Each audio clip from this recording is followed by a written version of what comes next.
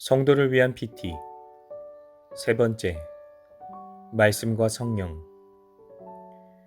성경은 외부의 버팀목들로 지지되는 것이 아니라 스스로 자신을 지탱하며 서 있다.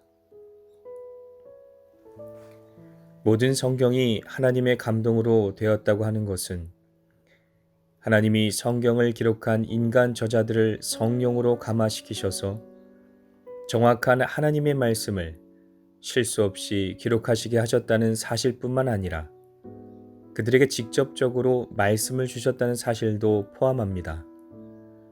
하나님께서 성령의 감동을 통해 성경을 기록하신 것처럼 성경을 읽는 모든 성도들에게 동일한 성령의 조명과 감화를 통해 친히 말씀하시는 하나님의 음성을 듣게 하십니다.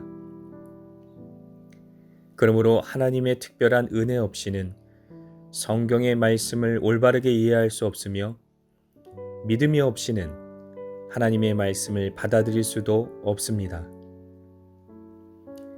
하나님께서 스스로 존재하시며 스스로 증언하심처럼 성경도 스스로 존재하고 스스로 증언한다고 할 수 있습니다. 하나님께서는 아무것도 없는 상태에서 모든 것을 창조하신 분이십니다. 시간조차도 하나님께서 창조하신 피조물 가운데 하나입니다.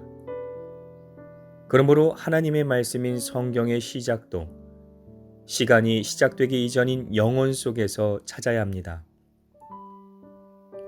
왜냐하면 시간에 속한 것은 영원한 것에 대한 증거가 될 수 없기 때문입니다.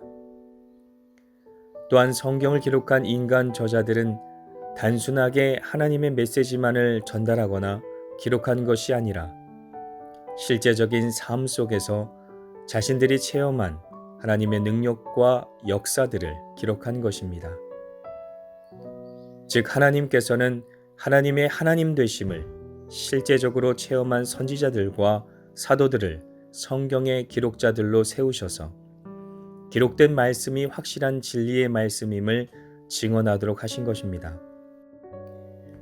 성경은 이미 일어난 일과 앞으로 일어날 일을 함께 기록하므로 스스로 진리임을 증언합니다.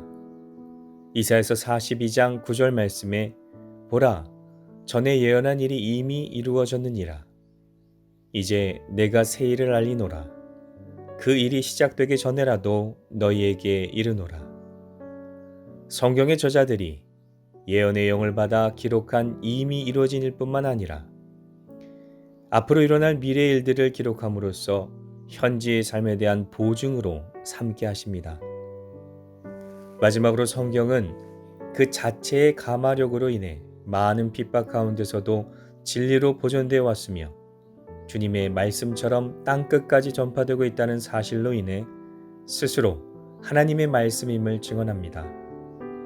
그러므로 성경이 진리임을 확신하게 되는 것은 사람의 권함이나 지혜가 아니라 오직 스스로 말씀하시는 하나님의 말씀의 증거로 말미암는 것입니다.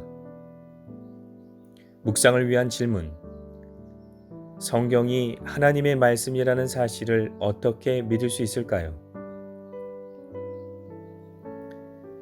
성경을 통해 그 저자이신 하나님을 깊이 만난 경험이 있나요?